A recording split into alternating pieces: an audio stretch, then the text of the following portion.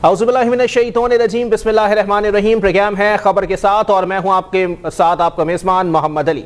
नाज़रीन, अजीब सूरत हाल पैदा हो गई है कराची के अंदर। अगर मैं बात करूं जराइम के हवाले से तो मुसलसल स्ट्रीट क्राइम का जिन बेकाबू दिखाई देता है, जिसकी वजह से लोग काफ़ी परेशानी का शिकार हैं। और अब तक की इतलात ये भी हैं कि एक और गैंग जो है वो कराची में बवांगे दहल अपनी ये तमाम तर कार्रवाइयां करता हुआ दिखाई दे रहा है। कराची के पोश इलाकों में इन्हीं कार्रवाइयों का सिलसिला मुसलसल जारी और सारी है, जिससे अवाम काफ़ी परेशानी का शिकार दिखाई देते हैं। मैं जिस गैंग की बात कर रहा हूं, ये रिक्शे में कार्रवाई करने वाला 6 रुकनी गैंग बताया जाता है, जो कि कराची के मुख्तलिफ इलाकों में कार्रवाइयां कर रहा है। और ताज़ा कार्रवाइयां अगर मैं आपकी बताता चलूं तो कयूमाबाद के इलाके के अंदर इस गैंग ने कार्रवाई की है और एक ताजिर से 17 तोला सोना जो है वो छीन कर ये ग्रुप फरार हो गया। बताया जाता है कि खवातीन भी इस ग्रुप का हिस्सा हैं, जो कि रिक्शे में कार्रवाइयां करने पर जो है वो दिखाई दे रहा है। और मुख्तलिफ इलाकों की सीसीटीवी फुटेजेस भी मंजर आम पर आ चुकी हैं। लेकिन इतनी कार्रवाइयों के बावजूद भी अब तक कोई ऐसे मामलात या कानून हरकत में नहीं आया जिसके बायस इनके खिलाफ कोई कार्रवाई करते हुए इनको गिरफ्तार किया जाए। क्योंकि अगर मैं स्ट्रीट क्राइम के हवाले से बात करूं तो स्ट्रीट क्राइम को लगाम डालना मौजूदा हुकूमत के लिए काफी बड़ा चैलेंज बनता जा रहा है। क्योंकि मुसलसल अगर मैं बात करूं कि जुर्म के नए नए तरीके कराची के अंदर मुतारिफ कराए जा रहे हैं और स्ट्रीट क्राइम को इसी तरह से तकवीयत दी जा रही है और लोग जो है वो काफी हद तक परेशानी का शिकार इस तमाम तर सूरत हाल में दिखाई देते हैं। अगर कोई शख्स जो है वो मेहनत से कमा कर घर जा रहा है या फिर मेहनत से उसने कोई चीज खरीदी है और उसको जो है वो गन पॉइंट पर लूट लिया जाए, तो ये बहुत बड़ा दुख दर्द है उसके लिए कि जी जो उसने चीज मेहनत से कमाई है वो उसको गन पॉइंट पर देनी पड़ी। लेकिन यही सूरत हाल अगर मैं वाज़ेह करता चलूं कि अगर स्ट्रीट क्राइम्स के साथ मुठभेड़ होती है या फिर स्ट्रीट क्रिमिनल्स के सामने जो है वो मज़ाहिमत की जाती है, तो उसमें ये देखा जाता है कि वाज़ेह तौर पर इन लोगों को जो है वो कत्ल कर दिया जाता है। और बाकी ये तमाम चीजें जो है वो मुसलसल देखने में आ रही हैं कि जी गन पॉइंट पर जितने लोग जो है वो लुटे हैं या फिर गन पॉइंट पर आने के बाद लोगों ने अगर मज़ाहिमत की है तो उनको बेदरेग कत्ल कर दिया गया है। और इस तमाम तर सूरत हाल के अंदर कानून नाफिज करने वाले इदारों के ऊपर जो है वो उनकी कारकर्दगी के ऊपर सवालिया निशान पैदा हो गया है। इसी पर मजीद बात करेंगे। हमारे साथ मौजूद हैं सीनियर सहाफी हैं अफजल नदीम डोगर साहब मौजूद हैं। बहुत शुक्रिया अफजल नदीम डोगर साहब, आपने अपना कीमती वक्त इनायत किया। डोगर साहब, क्या कहना पसंद करेंगे सर इस तमाम तर सूरत हाल के अंदर, क्योंकि नए नए तरीकों से वारदातें हो रही हैं। मुझे यह डर है वफाकी हुकूमत जो है वो स्ट्रीट क्राइम को सनत का दर्जा ना दे दे।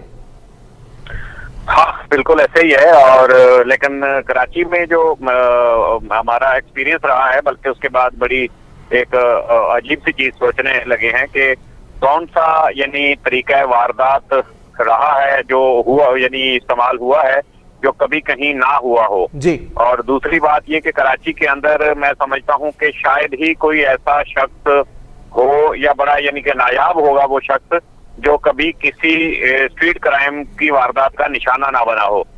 तो इस टाइप की चीजें हैं और नित नए तरीके और हर तरह से जो है वो जो डाकू हैं, मुल्जमान हैं, वो आते हैं, लूटमार करते हैं।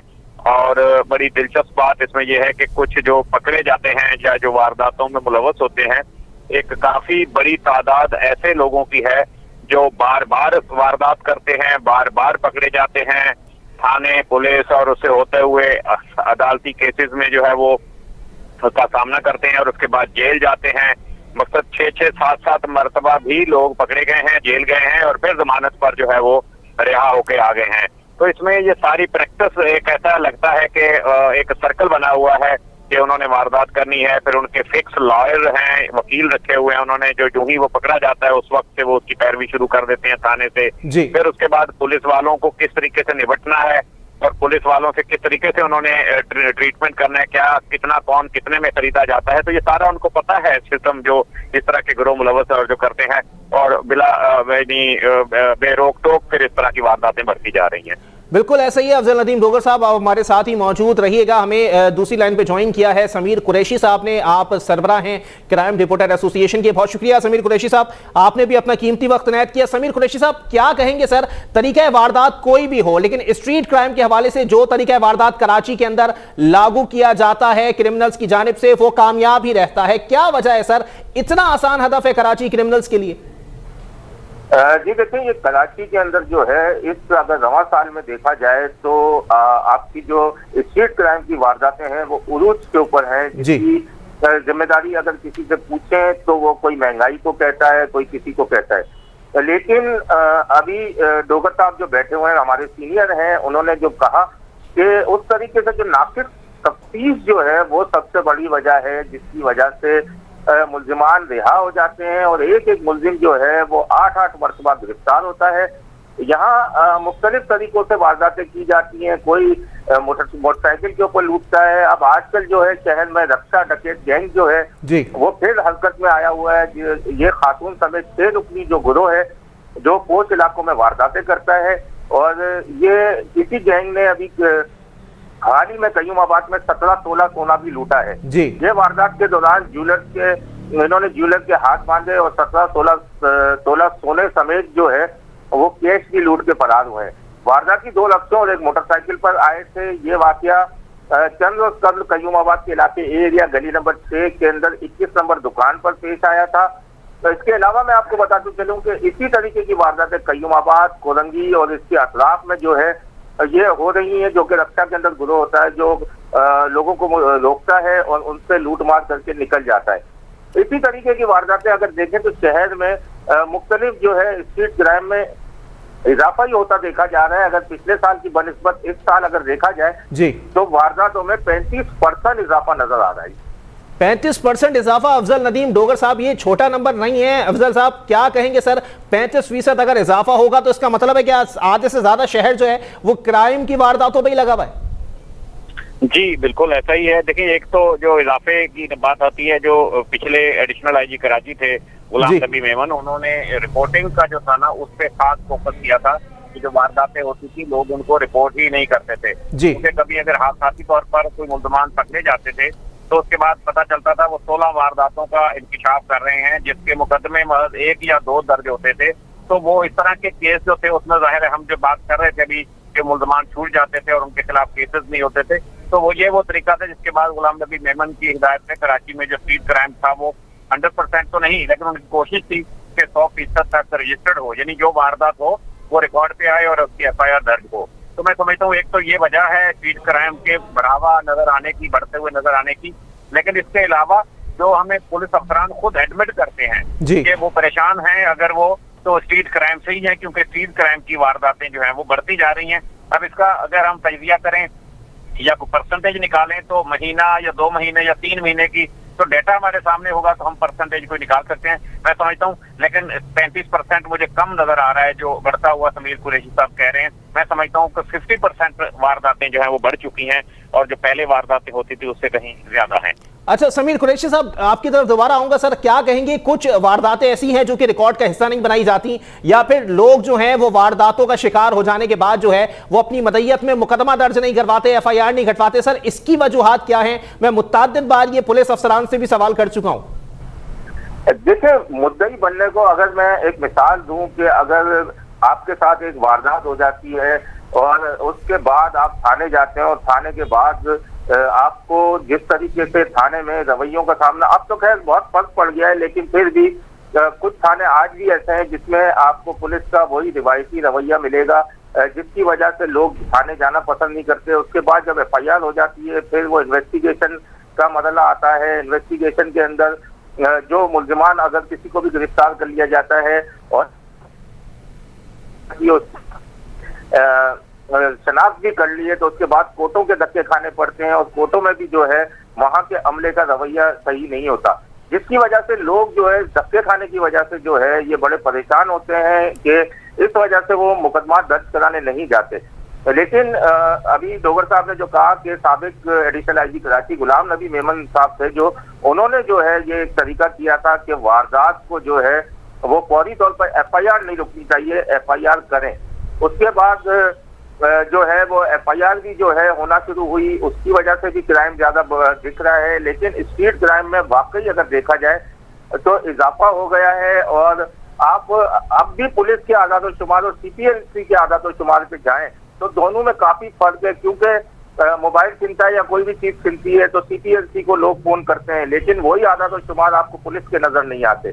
तो इसी वजह से कि लोग सीपीएलसी को इत्तला देके मोबाइल तो अपना बंद करवा देते हैं, लॉक करवा देते हैं, लेकिन उसका मुकदमा जो है वो जो दर्ज नहीं करवाते। अच्छा, अफजल नदीम डोगर साहब, दोबारा आपकी तरफ आऊंगा। सर देखिए, बात यहां पर यह है कि जी शहरियों से अगर मैं जाके बात करूं तो शहरी जो है वो यही बात कहेंगे कि जी जहां पर वारदातें हो रही हैं उन महकमों में काम ज्यादा हो रहा है, जिन महकमों का काम जो है वो रिकॉर्ड मुरत्तब करना है या एदाद शुमार जारी करना है, लेकिन उन इदारों में काम नहीं हो रहा जिनका काम इन वारदातों को रोकना है, इसके रेशो को गिराना है।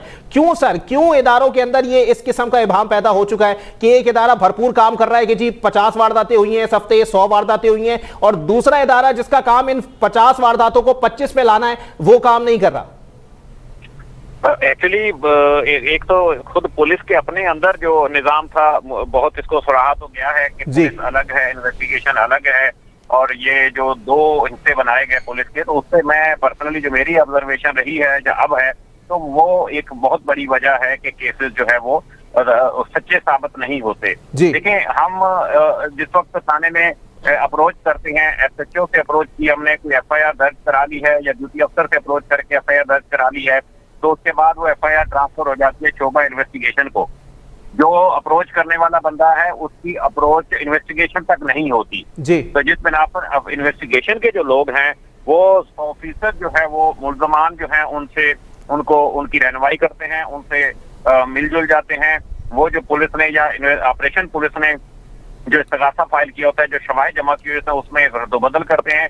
यही वजूहात हैं कि देखें, अगर एक एसएचओ गिरफ्तार करके उनका केस कोर्ट में चलाएगा, मैं समझता हूँ उसकी अपनी इज्जत भी होगी कि मैंने ये केस पकड़ा था और मैं झूठा नहीं होना चाहिए, जबकि तफ्तीशी अफसर को उस एसएचओ या उस मुद्दई की इज्जत से कोई फर्क नहीं पड़ता कि वो क्या है, वो सिर्फ अपना उल्लू सीधा करता है, जिसमें बहुत ज्यादा इन्वॉल्वमेंट जो है, बहुत ज्यादा मैं कहूंगा दोबारा कि वो करप्शन की है। और पुलिस के जो लोग हैं, जो इन्वेस्टिगेशन में बहुत सारे लोग हैं, बड़ी तादाद में समझता हूँ कि 90% तक मैं जाऊंगा, अगर हम ढूंढेंगे तो हमें चिराग लेकर ढूंढना पड़ेगा इस तरह के पुलिस अफसर को जो करप्शन में इन्वॉल्व नहीं है, जो करप्शन नहीं है, जो मुल्जमान से नहीं मिलते, जो पैसा नहीं वो करते। तो बड़ी वजह तो है इस करप्शन की कोशिशों के बावजूद इसका सद्देबाब नहीं किया जा सकता, नहीं रोका जा सकता। मैं समझता हूँ अगर पुलिस का निजाम ठीक हो जाए बहुत अच्छे तरीके से, यही पुलिस देखें जब इन्वेस्टिगेशन में मोटरवे में जाती है तो बहुत जबरदस्त किरदार अदा करती है, एफआईए में जाते हैं तो बहुत अच्छी इन्वेस्टिगेशन कर रहे होते हैं, लेकिन इस सिस्टम में रहते हुए ये लोग इंसाफ नहीं करते अपने पेशे के साथ। अच्छा समीर कुरैशी साहब, दोबारा आपकी तरफ आऊंगा। सर, इंसाफ नहीं हो रहा अपने पेशे के साथ और सिस्टम की खराबी है सर, जिसकी वजह से जो है वो लोग जो जुर्म की दुनिया के अंदर कदम रख चुके हैं या कदम रखने का इरादा रखते हैं, वो अपना इरादा बिल्कुल तर्क नहीं करेंगे, क्योंकि उनको पता है सिस्टम ही इतना करप्ट है, पकड़े भी गए तो पैसे देके छूट जाएंगे। जी देखें, ये एक प्रैक्टिस हो गई है आम सी कि अगर ऑपरेशन पुलिस मेहनत करती है तो इन्वेस्टिगेशन उनके तमाम मामला को खराब कर देती है। मैं आपको एक छोटी सी मिसाल दूंगा। गुलशन इकबाल के इलाके से एसपी मारूफ उस्मान थे, जब उनकी टीम ने एक मुल्जिमान का गिरोह पकड़ा जो कि घरों में वारदातें करता था। इस गिरोह की शनाख्त परेड हो गई, माल की रिकवरी हो गई, तमाम चीजें हो गई। उसके बावजूद वो 1.5 महीने के अंदर जमानतों पे बाहर आ गए और दोबारा जो है वारदातों में इन्वॉल्व हो गए। तो ये, और उसके बाद ये गिरोह दोबारा पकड़ा गया, दोबारा भी यही हुआ और दोबारा भी 2 से 2.25 महीने में ये गिरोह बाहर आ गया। तो ये इसकी सबसे बड़ी वजह ये है कि जो इसमें तमाम चीजें हैं इनके अंदर जो एक पेज पे कोई नहीं है। इन्वेस्टिगेशन, मैंने पहले भी कहा कि नाकिस तफ्तीशों की वजह से ये जो है ये बासानी रिहा हो जाते हैं और उसके बाद वारदातें करते हैं। जैसे डोगर साहब ने पहले ही कहा कि एक मुल्जिम जो है वो 7-7, 8-8 दफा गिरफ्तार हो रहा है। तो मैं आपको ये मिसाल दे रहा हूँ कि जिनकी शनाख्त परेड हो गई और रिकवरी हो गई, वो 1.25-1.5 महीने के अंदर बाहर आके दोबारा वारदातें करते हैं। तो उस तरह से ये सब तमाम चीजें, सिस्टम कोई एक पेज के ऊपर नहीं है।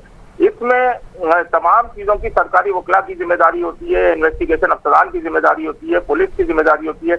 यहाँ पुलिस का, मैं आपको बताऊं कि इन्वेस्टिगेशन और ऑपरेशन का निजाम जो अलहदा हुआ है, पहले एक एसएचओ के हाथ के अंदर जो है वो तमाम इन्वेस्टिगेशन भी उसके अंडर में होती थी। उसकी जिम्मेदारी होती थी कि वो अगर कोई मर्डर हो गया तो उसने एफआईआर करनी ही नहीं, सिर्फ एफआईआर के बाद जो है उसने तमाम सिलसिले देखने हैं, आखिर कहाँ तक पहुंचा, उसने बात करनी है। अब ये दोनों अलग हुए हैं, इन्वेस्टिगेशन अलग हो गया है, ऑपरेशन अलग है। तो अब एसएचओ कोई भी वारदात होती है उसका मुकदमा दर्ज करके और अपने आप को बरी जमा समझता है और वो खत्म। उसके बाद इन्वेस्टिगेशन का एसआईओ है वो उसने या आईओ है वो इस केस को देखते हैं, किस तरीके से देखते हैं। नहीं, एसएचओ बरी जमा हो गया, अफसरान दिलचस्पी नहीं लेते, जिसकी वजह से नाकिस तफ्तीशें होती हैं और मुल्जिमान बरी हो जाते हैं। जी अच्छा, अफजल नदीम डोगर साहब, दोबारा आपकी तरफ आऊंगा। सर बताएं ना, जो पॉइंट समीर कुरैशी साहब जो है वो छोड़ रहे हैं कि जी चलें ठीक है, इन्वेस्टिगेशन या कानूनी मामलात को जितना सहल बनाया जाएगा जराइम उतना कंट्रोल करने में मदद मिलेगी, लेकिन यहां पर कानूनी मामलात जो हैं या इन्वेस्टिगेशन के जो मामलात हैं उनको पेचीदा कर दिया गया, जिसकी वजह से कोई दिलचस्पी नहीं लेता किसी भी किस्म की इन्वेस्टिगेशन के अंदर। क्यों सर? देखिए, मामला तो वही है जो कानून कानूनात पाकिस्तान है उसके तहत ही कार्रवाई होती है और वही वो है। बात इंसान की आ रही है ना, यहाँ तो हम इस वक्त तस्करा ये नहीं कर रहे कि कानून कहीं गलत है, कानून बिल्कुल हमारा वही है, लेकिन पेचीदगियां ऐसी कर दी गई हैं तो उसको सहल बनाने में या उस पर अमल दरामद तरीक़ेकार में पेचीदगियां हैं सर। जी बिल्कुल, तरीकाकार में पेचीदगियां पैदा की गई हैं इंसानों ने। जो इंसान कौन है? वही जो पुलिस के अफसरान हैं या पुलिस वाले हैं जो इस पे वो करते हैं। शायद यही वजह है, मैं समझता हूँ कि पेचीदगियां उन्होंने पैदा की हैं। एक छोटी सी मिसाल मैं समझता हूँ ताजा आज मेरे सामने आई है कि एक बंदा पकड़ा जाता है कराची के एक ईस्ट के एक थाने के अंदर। जी उस थाने के अंदर गिरफ्तारी के बाद जो वो है उसके जो तफ्तीशी अफसर है वो फोन करता है उसके गाँव में उनके लोगों को कि आपके बेटे को, भाई को या भतीजे को हमने गिरफ्तार किया है और इस केस में गिरफ्तार किया है, ठीक है। और वो उनसे पैसे मंगवाता है कि आपकी मैं मदद करना चाहता हूँ, इसके साथ जुल्म हो गया, ज्यादती हो गई, हालांकि वो स्ट्रीट क्राइम में पकड़ा गया है। तो आज वो मुझे विटनेस दे रहे थे अपने मोबाइल फोन के जरिए से कि 40,000 रुपए वो पुलिस सब इंस्पेक्टर पुलिस का उनकी फैमिली से मंगवा चुका है कि मैं वकील के जरिए आपके बेटे की जमानत करवाता हूँ। लेकिन जब वो यहाँ पहुंचे हैं, उन्होंने सारी मालूमात की हैं, तो ना उस बच्चे की जमानत हुई है, वो जेल में है, और ना सिर्फ ये हुआ बल्कि कोई उसमें मदद ही नहीं की, सिर्फ करप्शन एक पुलिस अफसर ने की है और 40,000 रुपए के और उसकी फैमिली से पैसे लूटते हैं। मैं समझता हूँ कि ये छोटी छोटी चीजें एक मेरे सामने आज आई है, आज ही की ताजा वाकया है ये, और इस तरह और पता नहीं पुलिस वाले क्या क्या हरबे इस्तेमाल करते होंगे उनको रियायत देने के लिए मुल्जमान को या मुल्जमान को रिहा कराने के लिए। चले ठीक है, समीर कुरैशी साहब दोबारा आपकी तरफ आऊंगा। सर अगर अफसरान ही चिंदी चोरियां करेंगे या फिर पुलिस के अंदर काली भेड़ें मौजूद रहेंगी तो कैसे मुमकिन है सर? अब ये अफजल नदीम डोगर साहब भी जो है मिसाल दे रहे हैं कि जी एक बंदे के फैमिली को जो है वो फोन करके कहा गया कि मदद करना चाहता हूं, 40,000 रुपए दे दो। यही सूरत हाल पुलिस के दीगर महकमों में भी है सर। देखिए, मैं आपको सबसे पहले एक चीज बताऊं कि जो कुछ अर्सा कबल मेरे सामने आई है कि इन्वेस्टिगेशन के अंदर जितने भी जो इस वक्त नौकरी कर रहे हैं जी, उनमें से आधे से ज्यादा वो हैं जो कि सजाओं के तौर पर इन्वेस्टिगेशन में भेजे गए हैं।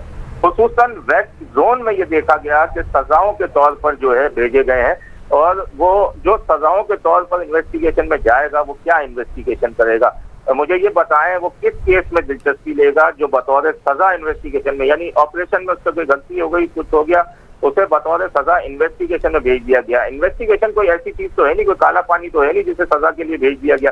अब वहां पर इनकी वही चिंदी चोरियां जो बात हो रही थी कि जब वो ऑपरेशन वाला अगर वो चला गया उधर इन्वेस्टिगेशन में सजा के तौर पे, तो उसने क्या इन्वेस्टिगेशन करनी है, उसने कोई दिलचस्पी नहीं लेनी, और इसी तरीके से मुल्जिमान आएंगे उनको वो इसी तरीके से वो बेवकूफ बनाते रहेंगे इनके अहले खाना को। कोई पैसे खा के भाग जाएगा, कोई मुल्जिमान की वाकई मदद कर देता है, उन्हें रिहा भी करवा देता है, इस तरह मुल्जिमान दोबारा रिहा होकर फिर वही चीज करते। सिस्टम जो है वो सही नहीं है। यहाँ जो है इन पुलिस एहलकारों के बीच चेक एंड बैलेंस होना चाहिए। देखिए, मैं आपको ये फिर से ये कह रहा हूँ कि जिस वक्त इन्वेस्टिगेशन जो थी वो SHO के हाथ में थी, तो SHO उस वक्त जिम्मेदार होता था हर चीज का, लेकिन अब सिर्फ FIR काट के अपने आपको बरी जमा समझता है और उसके बाद तमाम चीजें इन्वेस्टिगेशन में चले गई हैं। तो कोई एक उनका इस तरीके से चेक एंड बैलेंस का सिस्टम होना चाहिए ताकि इनके खिलाफ भी कार्रवाइयां हो सके जो कि पुलिस के अंदर काली भेड़ है। लेकिन समीर कुरैशी साहब देखिए, कुछ ना कुछ चीजें इबाम पैदा कर रही है ना। अभी भी अगर जुर्म के हवाले से ही बात करें हम, तो जैसे आपने बताया कि जी सिस्टम में खराबी है या फिर अफसर जो है वो पैसे ले लेता है, चिंदी चोरियां जो है वो चलती रहती हैं। क्या इन तमाम चीजों का जो सबसे ज्यादा हल है या सबसे बड़ी सजा है वो ये कि उनको एक डिपार्टमेंट से उठा के दूसरे महकमे में या दूसरे डिपार्टमेंट में ट्रांसफर कर दिया जाए? जी देखें, यहाँ तो यही चीज नजर आ रही है कि ये तमाम चीजें जो है, अगर ऑपरेशन पुलिस के अंदर किसी की गलती हो रही है तो वेस्ट जोन में ये पिछले दिनों के अंदर ये प्रैक्टिस बनी रही कि जो भी उसकी कारकर्दगी अच्छी नहीं है, कुछ लेते हुए पकड़ा गया, कुछ आगे पीछे कोई भी कहानी, उसको सजा के तौर पे इन्वेस्टिगेशन में भेजा जा रहा था। तो इन्वेस्टिगेशन में वो क्या इन्वेस्टिगेशन करेगा जो कि चिंदी चोरी में पकड़ा गया और उसे सजा के तौर पे इन्वेस्टिगेशन में भेजा हो। इस तरह तो आप अपने इन्वेस्टिगेशन को अब मैं आपको बताऊं, साबिक एडिशनल IG कराची होते थे अमीर शेख जी, वो जब आए उनकी तमाम तर कोशिशें थी कि हम इन्वेस्टिगेशन को मजबूत करेंगे, उसके बाद गुलाम नबी मेमन आए, उनकी कोशिश थी कि हम इन्वेस्टिगेशन को मजबूत करेंगे, और अब जो है इमरान याकूब मिनास आए हैं, उनकी भी यही कोशिश है कि इन्वेस्टिगेशन को मजबूत करेंगे।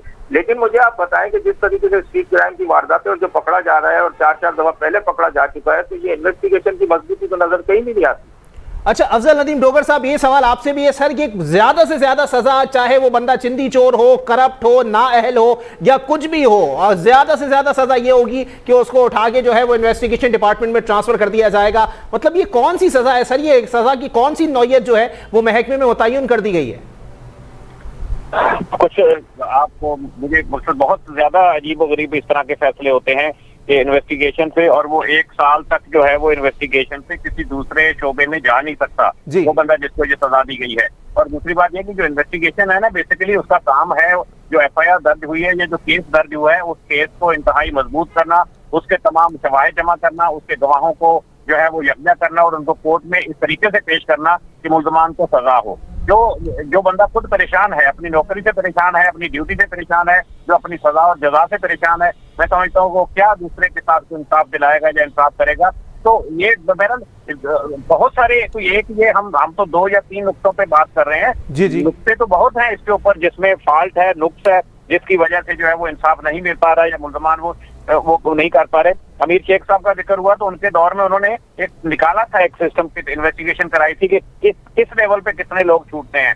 आप ये सोच सकती हैं कि 2% लोग जो थे वो उनको सजा हुई, सजा होने के बाद भी उनको जमानतें मिल गई।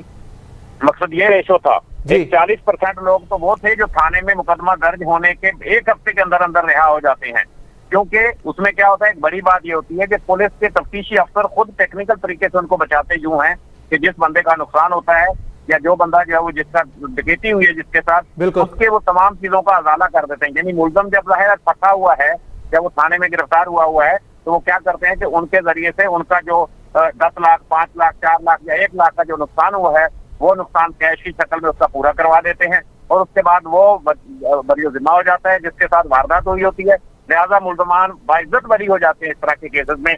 तो बहुत कुछ है, मैं अगर हम नुक्ते या हम इस पे वो करने पे आए तो काफी तफसीलात इसकी हैं जिसकी वजूहात है, जिनका इजाला होना जरूरी है, इजाला होना जरूरी है। समीर कुरैशी साहब की तरफ दोबारा आऊंगा। समीर कुरैशी साहब, आखिर में मुझे बता दीजिएगा सर, एक मंसूबा शुरू किया गया था हुकूमती सतह पर जिसको सेफ सिटी मंसूबा कहा जाता है, अरबों रुपया उस पर खर्च हो गया सर, इतना बड़ा इकदाम उठाया हुकूमत ने और मुसलसल 2016 से यह मंसूबा चल रहा है, अब तक चल रहा है सर, ये किसी तौर पर भी मददगार साबित नहीं हुआ महकमों के लिए?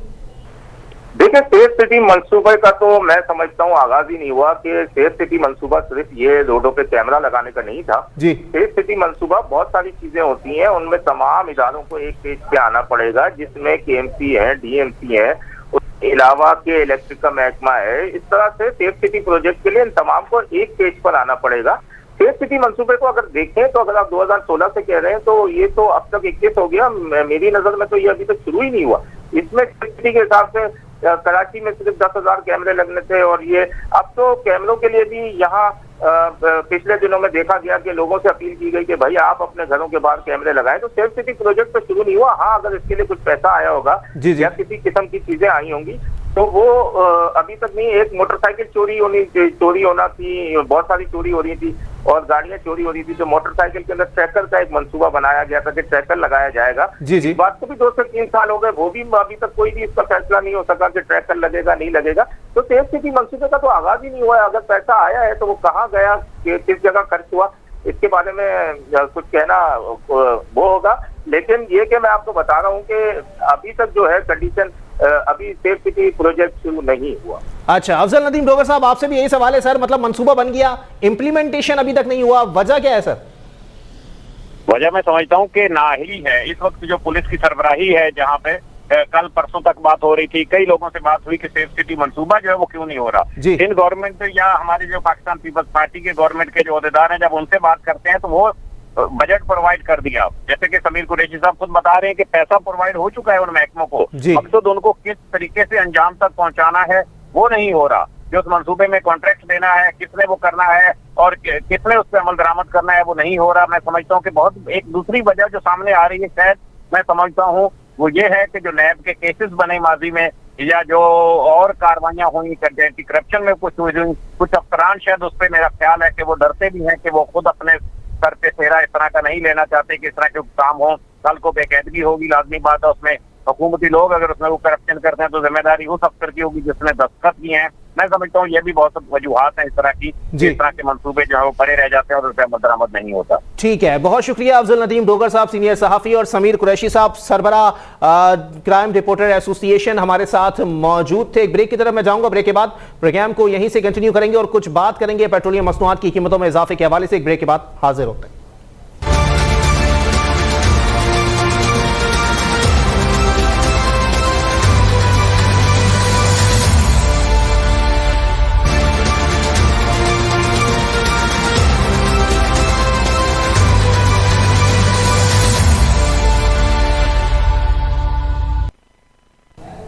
वेलकम बैक नाज़रीन, प्रोग्राम के सिलसिले को आगे बढ़ाएंगे और अब कुछ बात करेंगे हुकूमत पाकिस्तान की जानिब से नए गिराए जाने वाले बम के हवाले से। तो आपको बताएं कि पेट्रोलियम मसनूआत की कीमतों में एक बार फिर इजाफा कर दिया गया है और रात 12 बजे के बाद आवाम के भी 12 बज गए हैं और इस वक्त सूरत हाल यह है कि पाकिस्तान की तारीख की बुलंद तरीन सतह पर पेट्रोल मौजूद दिखाई देता है। और इस वक्त मैं आपको बताऊं कि लोग जो हैं वो दुहाइयां दे रहे हैं, चीख रहे हैं, चिल्ला रहे हैं, लेकिन उनकी आवाज सुनने वाला शायद इस पाकिस्तान के अंदर अब कोई दिखाई नहीं देता। क्योंकि अगर अब भी मैं बात करूं तो वफाकी वज़रा की जानिब से इस तमाम तर सूरत हाल के ऊपर दिफाई बयानात का सिलसिला वाज़े तौर पर जारी है। आज मैं बात करूं वफाकी वज़ीर खजाना के हवाले से तो अजीब मंतक पैदा की गई है उनकी जानिब से। उन्होंने आज भी वही बयान दिया जो हर बार पेट्रोल महंगा होने पर वफाकी वज़रा की जानिब से दिया जाता है कि दीगर ममालिक की बनिस्बत पाकिस्तान में पेट्रोल आज भी सस्ता है। यानी अगर दूसरे ममालिक के अंदर पेट्रोल 160 रुपए है तो हम 127 रुपए पर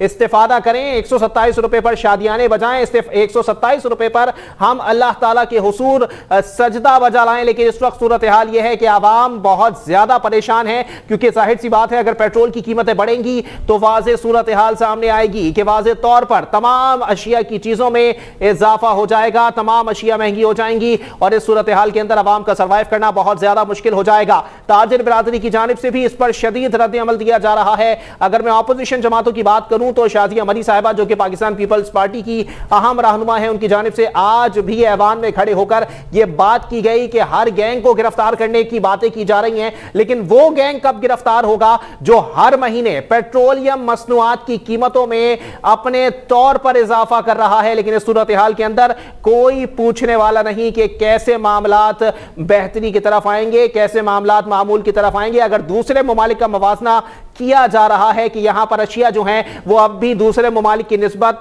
सस्ती हैं, लेकिन यहां पर आवाम का रिलीफ भी इंतहाई सस्ता है। अगर देखा जाए तो आवाम का रिलीफ है ही नहीं और अवाम जानते ही नहीं है अब मौजूदा सूरत हाल के अंदर, नए पाकिस्तान के अंदर, IMF के पाकिस्तान के अंदर, कि किस तरह से जो है वो अवाम को रिलीफ दिया जाता है या अवाम को मिलने वाला रिलीफ किस चिड़िया का नाम है पाकिस्तान के अंदर, ये पाकिस्तान के अवाम वाज़ेह तौर पर नहीं जानते हैं। इस तमाम तर मामले के ऊपर हुकूमती नुमाइंदों की जानिब से राह फरार इख्तियार किया जा रहा है और मुसलसल इस प्रेस कॉन्फ्रेंसेस का सिलसिला जारी है जिसमें अब भी ये बातें की जा रही हैं, शादियाने बजाए जा रहे हैं, कसीदा खानी का सिलसिला इसमें जारी और सारी है कि हुकूमत की पॉलिसी अब भी दुरुस्त समत में गामजन है और आप लोगों ने घबराना नहीं है। लेकिन यह सूरत हाल है कि अब पाकिस्तान के अंदर कोई भी रहनुमा उठ के या कोई भी वफाकी वजीर उठ के खुदारा ये बात कर दे कि जी अब आप लोग थोड़ा सा घबराना शुरू कर दें, क्योंकि अब घबराने वाली सूरत हाल, तशवीशनाक सूरत हाल, अलार्मिंग सूरत हाल पाकिस्तान के अंदर पैदा हो चुकी है।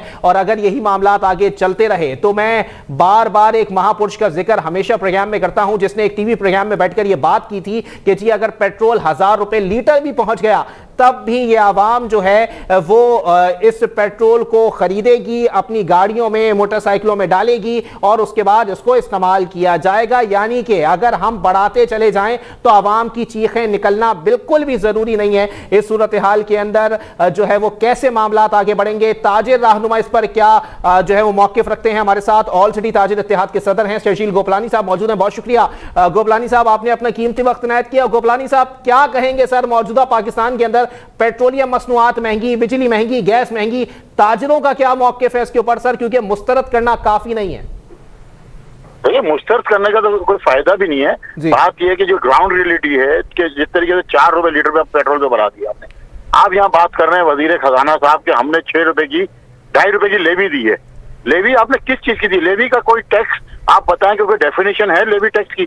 आपके पास जो टैक्स की डेफिनेशन है वो ये है, कस्टम ड्यूटी ले सकते हैं जी, आप जो है अपना सेल टैक्स ले सकते हैं और इनकम टैक्स ले सकते हैं, और सेल टैक्स की भी जो हाई रेंज है वो 17% तक आप ले सकते हैं। इसके बाद आप लेवी टैक्स ले रहे हैं, आप आवाम को सब्सिडी देने की जगह आप जुल्म कर रहे हैं। दुनिया में पेट्रोल अगर महंगा किसी मुल्क में आता है तो गवर्नमेंट पेट्रोल पे सब्सिडी देती है ताकि इसका डायरेक्ट आवाम को फायदा पहुंचे।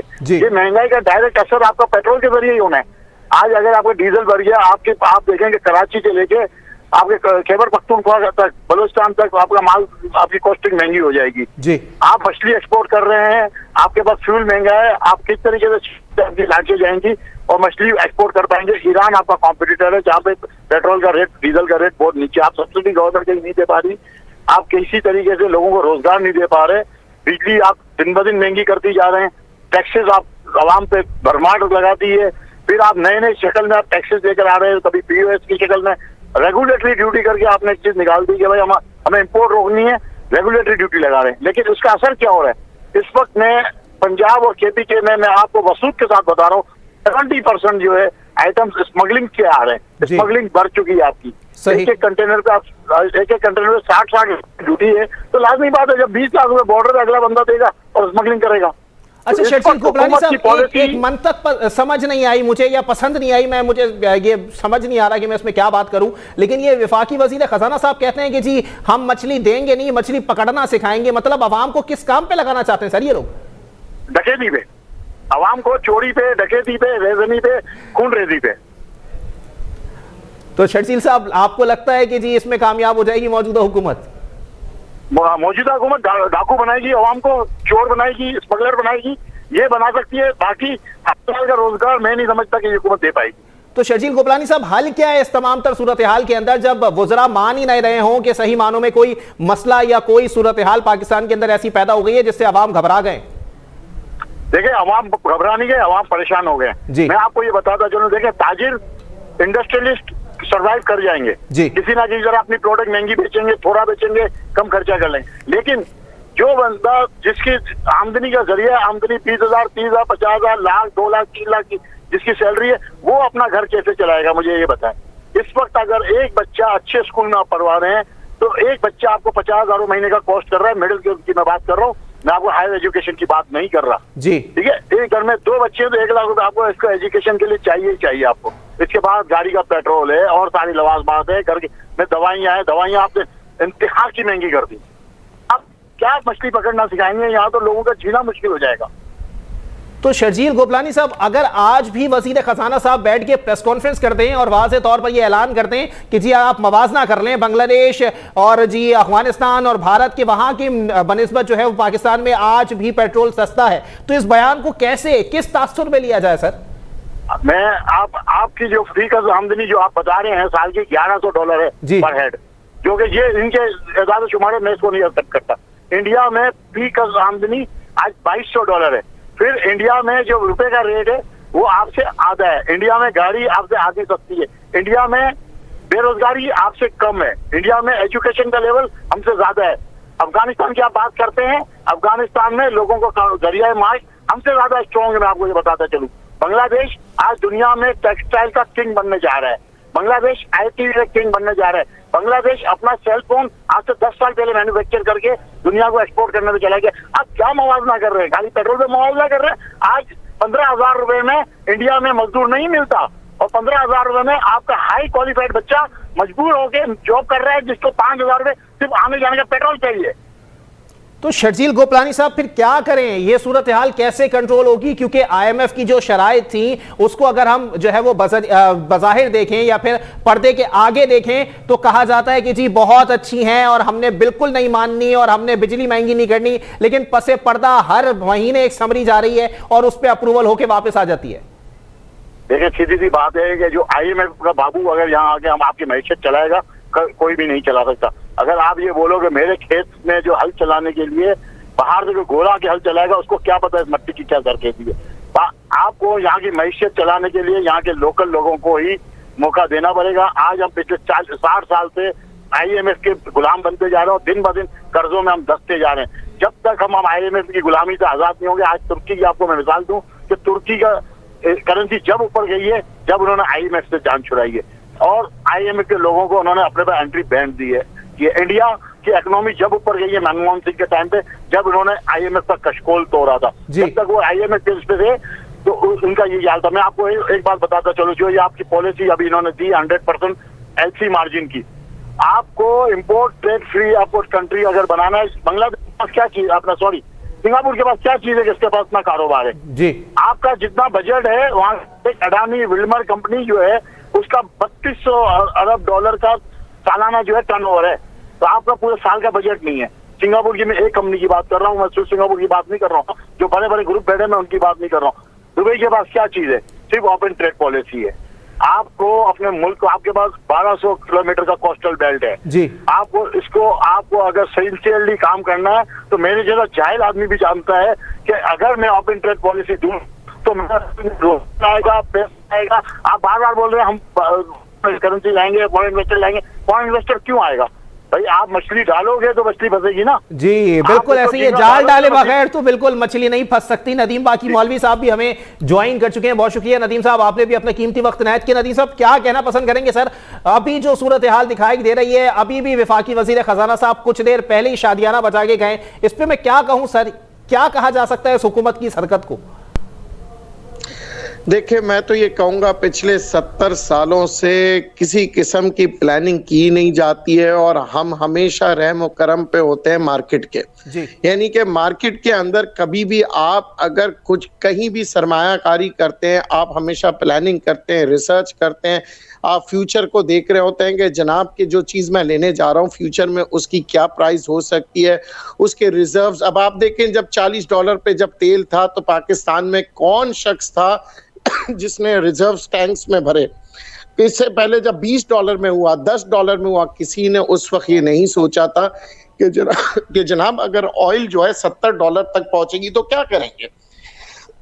और ये अलमिया अभी से नहीं, 1947 से लेके अभी तक है जी। हमारे यहाँ हुकूमतें जो ऑयल खरीदती हैं वो स्पॉट बेसिस पे खरीदती है, या तो टेंडर बेस होता है जो कि PSO 3 महीने का टेंडर करते हैं और महीने 2 महीने के हिसाब से जब भी जो प्राइस होता है, और फिर उसके। हालांकि ऑयल एक ऐसी प्रोडक्ट है जो आपकी इकोनॉमी को संभालती है। इन्फ्लेशन जो है बढ़ जाता है अगर आपकी ऑयल प्रोडक्ट्स की कीमतें बढ़ती है। तो ये सब चीजें अब, और बात यही होती है, हम क्या जवाब पेश करते हैं, जनाब फला मुल्क में है ना बहुत महंगा हो रहा है। अरे फला मुल्क में जो भी हो रहा है हमने आज तक क्या किया है? हम अपनी कोताही को छुपाने के लिए एक दूसरे का सहारा लेते हैं। वो कभी किसी मुल्क का सहारा ले लेंगे, कभी कहेंगे वहां सस्ता है, यहाँ नहीं है।